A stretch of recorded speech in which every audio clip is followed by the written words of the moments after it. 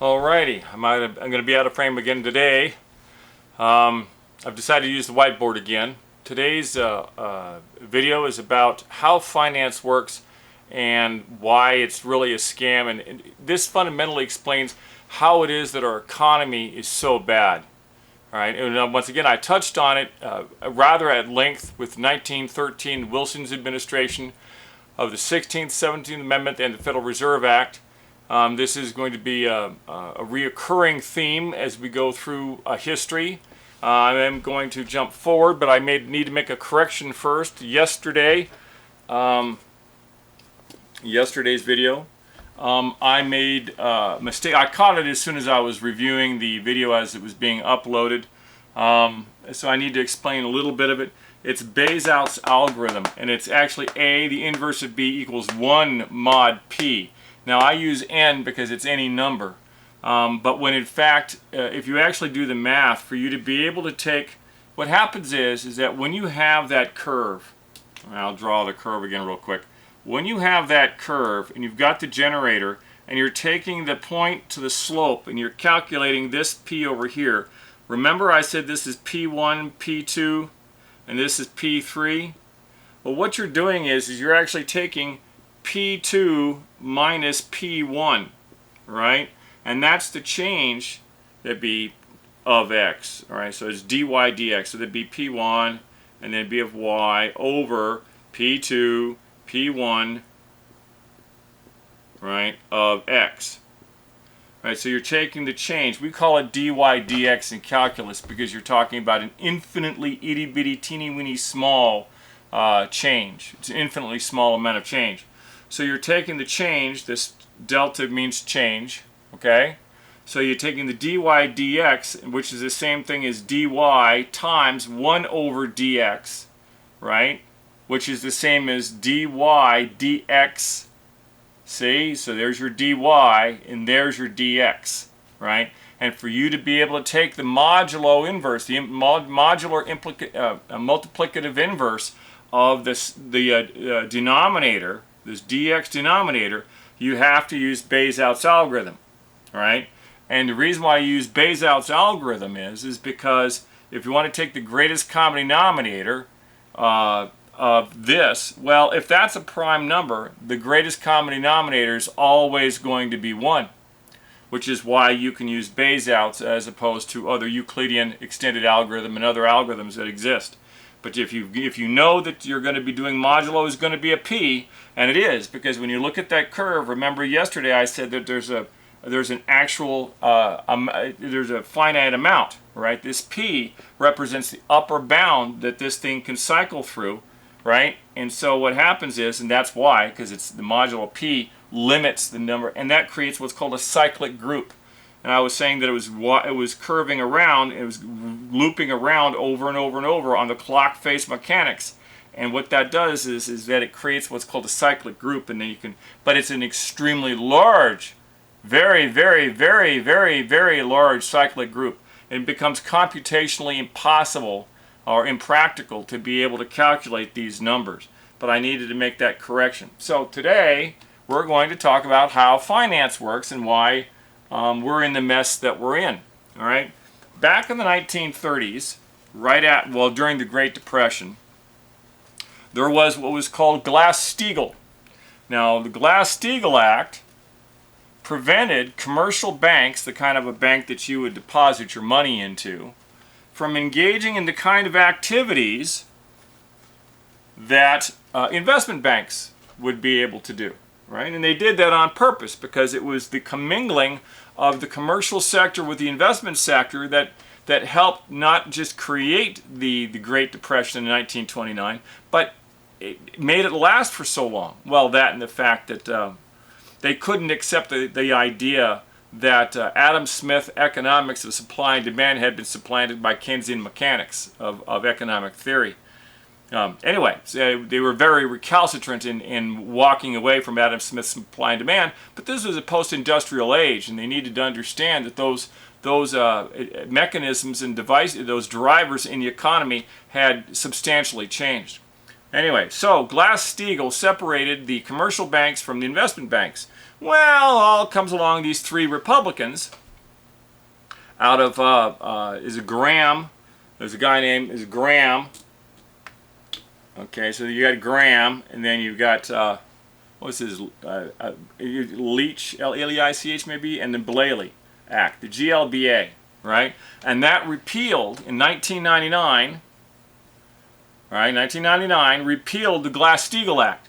This was done under Clinton's administration. He signed it into law, but these three guys, Glass, Leach, and Blately, the GLB guys, Graham, I should have that memorized. Graham, something, and Blately Act repealed the Glass-Steagall Act. Well, the evidence has been shown in retrospect that it was the repeal of Glass-Steagall that is responsible for the crash of 2008. Because once again, what did the banks start doing? They started doing the same kind of nonsense that they were pulling in the 1920s before Glass-Steagall was originally passed. So even though the repeal of Glass-Steagall was done under a Democrat administration, which is Clinton's administration, it was proffered by Republicans. And then it was furthered by George W. Bush when he came into office. All right? So prior to Trump, prior to former President Trump, the Republicans and the Democrats were two sides of the same corrupt coin.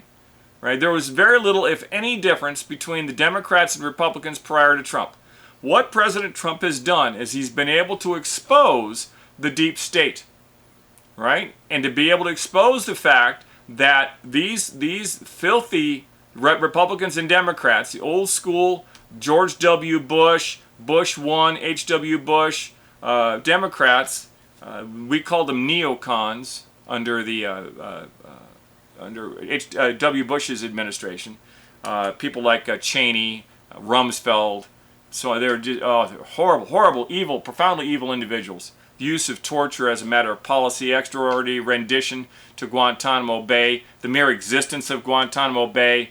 It was just, it was repugnant, repulsive administration, right?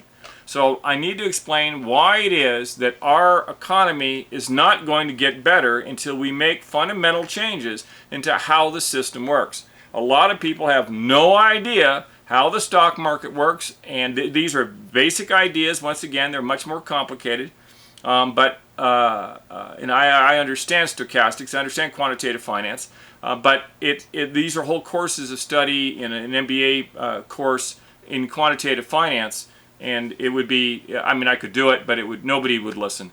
So I have to keep it simple, and so that you get the basic of what's wrong with our system, so you can have conversations with other people that you run into at the bar or otherwise, and say, hey, there's this guy on the internet, and he's explaining to me what's going on, and there's something fundamentally wrong. And this moves towards fundamentals. It doesn't have to be particularly complicated, all right? So what happens is I have two phrases: call me up and put me down. We have what are called plain vanilla European call and put options, all right? So I'll explain all this in just a second. What happens is that let's say the market is moving along right here, right? And you think at some point in let's say 90 days, it could be 6 months, it could be whether or not it's a futures or an options position, but at some point you think that the market is going to go up, right? And we'll just call this 100 for, you know, to keep it simple. This is 100. Some stock, some commodity, whatever it is, it's trading at 100, and that looks horrible. Let's move that over. So we'll say it's trading at 100. Right? And it's just trading along within small bounds. Let's say it's 110 to 120, right? And it's just kind of moving along. Okay, this is called a narrow sideways channel, but it's just moving along.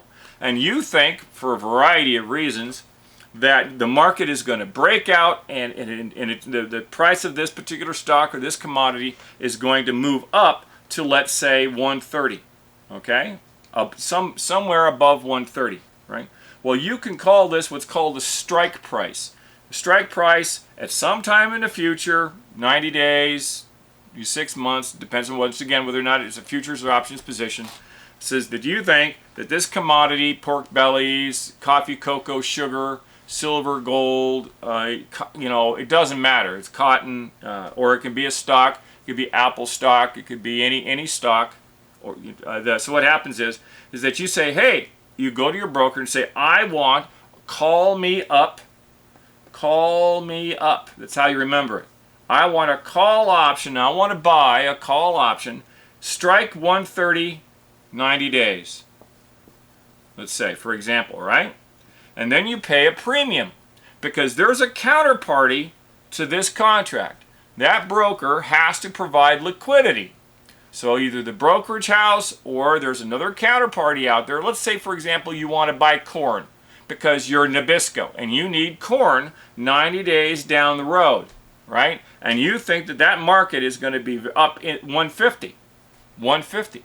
Well, you want to be able to secure the ability at some time in the future to be able to buy that corn at 130, all right? And then you save money. You'd save money between the two, right? Or you can be a speculator. And the speculator who doesn't have any interest in actually taking possession of the corn could say, I think the corn market's going to go up because I can predict the future, and the future is the weather, and the weather patterns predict over, let's say he says over 20-year cycles or 100-year cycle, that we're going to get a monsoon across the United States, flooding, and it's going to wipe out the corn market, and that's going to drive up the price of corn. The reason why people choose these positions is it's random. I mean, so anyway, so you call me up. So you buy a call position and you pay a premium to whoever the counterparty is, because you very well may be Nabisco. You could be Nabisco, and you don't just want the profit between these two positions, all right? Because what happens is if you're right and you reach that strike price and the value is above the strike price, you can buy at, in this case, 130, and then turn around and let's say that's 150. You can turn around and sell at the spot rate at $50 at a $20 net profit per well, each contract is different, but we'll just say it's a $20 profit per share, all right, per bushel. It's actually based on 10,000 pounds of, you know, silver has a different contract, corn, wheat. You have to read the specifics on what the trading amount happens to be. So what you're doing is, in essence, to keep it simple, is that when you pick the strike price of 130, let's say 90 days out, and you pay that premium, what you're getting is a lottery ticket. You're buying the right, in this case, to be able to purchase some commodity, corn, at some point in the future for 130. Now, let's say the market goes down or stays between 101 to 120. Well, you would be silly to exercise the 130 because you'd be out of the money. You'd be losing money if you exercise that position, right? So you, in essence, that expires, right? And you've lost the premium, and that's the bet that you put out there to be able to do this, all right? So that's a simple, plain vanilla European call position, because it can be an option or a futures position, right? So now we'll go with the opposite of that. Now there's more than 2 dozen. There's more like 3 dozen options strategies. Okay, so they've got the iron butterfly. You get straps, straddles, and strangles, and you've got the condor. You've got all of these. You've got the bulls. You've got all these different strategies that you can use, and I'll explain like one or two simple ones here. But then you have put me down. This is actually going somewhere. This will explain to you why our economy is a mess. So you put me down. Call me up and put me down. All right? Put me down. Now what happens here is that once again, here's that narrow sideways channel at, let's say, 110, and let's make it 90. Doesn't matter, right? This is your narrow sideways channel, and you think the market's going to go down. Well, you're buying a put. All right, so you buy a put, and the counterparty it's called writing a put. Okay, but you want that lottery ticket to be able to sell. The other one was to purchase. You want to sell some contract in the future. Let's say the strike price is $70, right? And it's 90 days out, and you think that the market's going to go like this. So down here, let's say it's down to 50, where these are just simple numbers, simple basic numbers, all right? So now what happens is that if the market does in fact go down, let's say you had like 9/11 and the price of United Airlines stocks collapses overnight, anybody that would be in a put position would have purchased, would have been would have bought a put position for United Airlines on 9/12, depending on the strike price. Would have the price of United Airlines, American Airlines, all these airline stocks collapsed, they would be able to go down and you'd be able to exercise at, let's say, $70, because that's your strike price. And if it gets down to, and you don't have to sell immediately. That's just you can exercise it all the way down. You let that sucker hold and hold and hold, and then at some point, depending on, once again, whether or not it's a futures or options position, then you can exercise it some other time out. You don't have to do it instantaneously. What you do is that you're in the money. In this case, you're what's called in the money, right? And then you've got this time to be able to hold on to it, because they would have, let's say it started to go down, it's day 60, all right, and you're at day 89. Well, then you have to actually exercise it before the 90 days are out. So anyway, and then there's a counterparty to this, and they're losing money the entire time. While you're making money, they're losing money, and they're making money the entire time, all right? So these are basic ideas. Well, the problem is that back in the day, when we had commodities and futures positions, back in the day, there was two things that happened. One, 70% of all trades in the commodities market were who were hedgers, people who were actually long in these positions. In other words, they were the farmers, they were the ranchers, they were the miners, copper, they were the miners. 70% were hedgers, people that were in the marketplace. You're growing corn, right? And you got your corn out there, and you want to be able to sell your corn before you harvest, because you need to lock in that price. Most people don't realize that farmers are very, very sophisticated finance people. They have to be, because it is one season and you can go bankrupt.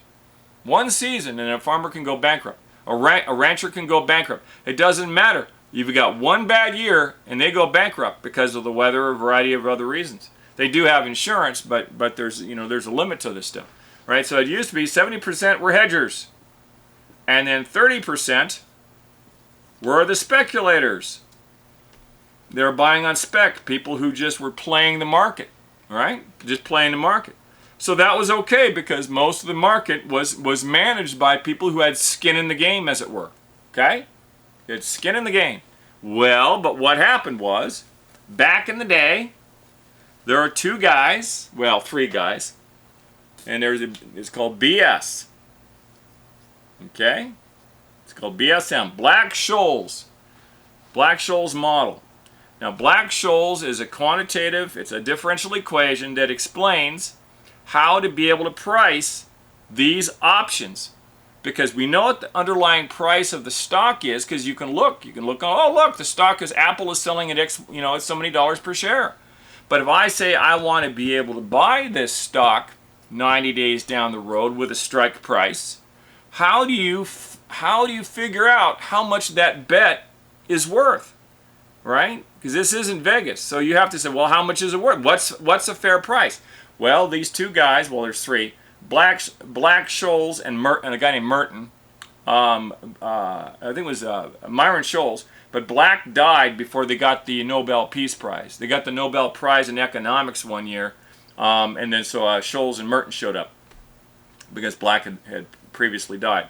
And this is it's part. Everybody who takes quantitative finance learns how to derive Black-Scholes model. Now, the problem with Black-Scholes is that, and I have to do a little sidebar here, is that Black-Scholes model was independently shown to be correct in theory using something called Ito calculus. Once again, it's a long story and very difficult to explain how Ito calculus works, but they were able to show, given infinite liquidity and means you have to have an infinite amount of money, and you have infinite liquidity in the markets, and you can trade infinitely fast, which these are all hypotheticals. But given these preconditions, then Black-Scholes, based on volatility, it's called beta. Okay, you get beta based on volatility as a sole driver. You can figure out what the fair price is for this underlying contract. Now, in a quantitative sense, Black-Scholes is incomplete. Okay, it's not that it's wrong, it's that it's incomplete. And so you have to use stochastics and other statistical methods to be able to try to tweak the outcome and this is intellectual property among different trading houses. Right? They don't share this information. They certainly don't publish it. So there's a guy named Wilmot. I think it's Paul Wilmot. So he got a 2-volume set everybody goes through. That's the Bible on quantitative finance, right? So, and then there are these other statistical methods. Use Brownian motion to drive chaos, and then you use stochastic calculus to be able to separate out the risk, the randomness, the driving force of Brownian motion, and it leaves you with once again what are called your Bollinger Bands of risk. All right. So anyway, so you got Black-Scholes. Well, and this is early 70s. All right. So what did that do? Is that flipped it. Today, what do we have? We've got 70% is speculative, right, and 30% are hedgers, the actual farmers, the miners, the ranchers, pig farmers, and so on. All right, people who are long in their positions, they actually hold those commodities, and who are hedging against loss, right, because of their straps, strangles. Because you can have, let's say you got a Cerro Sideways channel. What you do is you buy a call this direction, and you buy a put that direction, and if the market goes any direction outside of that narrow sideways channel, you're protected. Okay, so there are lots of different reasons why you would take these positions, and that keeps lots of volatility coming out. All right, now if you're using an options position, for example, you're sitting there on margin, because if you think that the market's going to go up, I should say futures position, but if you're in a futures position and you think the market's going up and it starts to go down, well, if you're a counterparty to the contract, then there's what's called a margin call if it gets too low, and you got to come up with assets to be able to do that. So if the market's moving along like this, right, and you're a counterparty to a contract, and the market starts to drop, and you're a counterparty to a put, you've written a put. At some point, that trading house is going to say, hey, you got to come up with more money. And if that market does like this, guess what? That notch will knock you out of the market, because these margin calls are automatic nowadays, right? And you have to have assets sitting at a bank that they can actually ACH, automatic clearinghouse, and or be like Bill Gates or Musk or somebody with a couple $1 billion. Well, then it's not a problem, because they know that you've got that kind of liquidity. It's cash and near cash equivalents. That they know how much money you have. I think it's a U4. You have to give up all your finances if you're going to be trading on margin. They have to know all your property that you own, all your debts. They got to know everything, because if margin call comes due, you've got to be able to have that money to be able to back it up. And if not, then your assets are forfeit. And once again, you lose out your liberty through contract. You know, when you look at that movie with Eddie Murphy. That's exactly what happened. A margin call came due at the end of the trading day, and they didn't have the money, and they ended up in the streets. What was it? Trading places, right? So now what we have is we have 70% are speculation, and we have 30%. Well, the problem with that is that speculation drives up the price of the actual commodity. The speculation drives up the price of the actual commodity itself, because they're driving the markets with all this nonsense. And all those profits that are coming into and out of the market based on this speculation has to be covered somewhere, because the poor little farmer, the little pig farmer, the rancher with his heads of cattle, or the guy that's growing corn or wheat or sorghum or rye or all of these other commodities out there, when he goes to be able to sell at spot, then that spot price is going to be a reflection of 70% of the market being driven by speculation. These are people who have no skin in the game. They're not farmers, they're not ranchers, they're not miners. They're just sitting there playing games, driving the market up and down to be able to make it a profit. All right? So this moves towards something what's called the efficient market hypothesis. The efficient market hypothesis shows us it's called the efficient market hypothesis. And there's 3 flavors to the EMH. All right? 1, the price of an underlying contract represents all information, both private and publicly known. Okay? Private and publicly known. In other words, insider trading. That's what that means. This means insider trading. And if anybody doesn't believe that people don't trade with insider knowledge, they're very naive. Okay? So that the price of the underlying contract of a commodity or a stock, it doesn't matter what it is, reflects the information that's both privately and publicly held. Well, if it's privately held, it's insider trading, isn't it? Okay?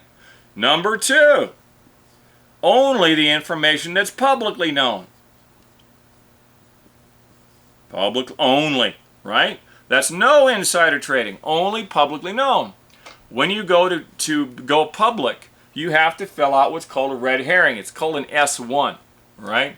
It's your initial prospectus for an IPO, and I've done several. Well, nowadays it's all just automated. They've got all kind. But back in the day, you had to type all this stuff up, and you had to do all the spreadsheets. And because of Sarbanes-Oxley, now everything has to be independently. You got to have outside accounting firms have to sit down and write off, and the CFO has to sign off on it. And when the CFO does that, signs off on the books for the company that's going public, he actually incurs criminal liabilities if they find out that there's been any fraud made with respect to those numbers. Not only at the S1, but you got 10Ks and 10Qs. So you got your annuals, your 10Ks, and your quarterlies, right? So that CFO has to sign off nowadays because of Sarbanes-Oxley, which came out after 2008 because of the crash of 2008. And Arthur Andersen was an accounting firm that was ripping people off. And then you had ING Bank, and you had Barings Bank, and you had several large banks collapsing for a variety of reasons, Cymex. Then you have the LIBOR rate was being artificially, the London the interbank offer rate. It's the London interbank offer rate. LIBOR was being manipulated. There's just never-ending nefariousness that goes on in banking. Never-ending. It's unbelievable. So anyway, then the third version of this is the one that I subscribe to, it's a fugazi. You cannot predict the future by analyzing the past. You cannot predict the future by analyzing the past. Right? So we call it fugazi. And that comes out of The Wolf of Wall Street. That's the best description of what goes on in the markets I've ever seen in a movie. All right? The Wolf of Fugazi. I don't know how to spell it. Maybe it's 2 Z's. Fugazi. It's fake, fake, fake. You cannot predict the future by analyzing the past. Now, some models, like inside day trades and stuff like this, they were pretty reliable. But now what do we have? Oh, look, the goddamn government, managed by fools and morons, quantitative easing. Some companies are too big to fail. Goldman Sachs is a good example of that, right? But apparently Bear Stearns wasn't big enough, and neither was Merrill Lynch, and a lot of other companies in 2008 got wiped out. But a couple companies, right, quantitative easing for the marketplace and plain bailouts. Large bailouts. The government bailed out Goldman Sachs, even though they were in these uncovered positions for billions and billions and billions and billions of dollars. So they profited from the trades, but they didn't. Nobody held their feet to the fire and let them actually lose on the backside. So the free market is no longer being, well, it's always been manipulated. But now you've got government intervention, and you don't know what they're going to do, and there's no way to be able to model that. There's what's called a forward-looking statement on all filings with the Securities Exchange Commission under 1933-1934 Act. In fact, if it's under Reg D Rule 504 or Reg D Rule 505 and so on, it's called a forward-looking statement. And the forward-looking statement says, in a nutshell, it says that past performance is not an indicator to future performance. And if you actually read what like a S1 is, or 10Ks and 10Qs, depending on the industry they're in and the nature of the company, it's nothing but these are statements that are in there that say, well, this might happen and this could bankrupt us. This could happen and this would bankrupt. These are nothing but caveats. I mean, it's just page and page and page and page of caveats on how the market can go bad, because they have to do that because they don't want to be sued for shareholder fraud, right? If you make a material omission of fact and somebody shifts their economic position to their detriment, that's fraud. Right? So if somebody's reliance on something that a company says or publishes, and if you make money based on a fraudulent or a misstatement or a non-statement, well, it's not fraud. Right? But if they make a statement, you rely on it, and you lose money, you've shifted your economic burden to your detriment. If it can be shown that they knew or should have known that it was a fraudulent statement, well, you've got a shareholder lawsuit against you, right? And those can get really, and class actions.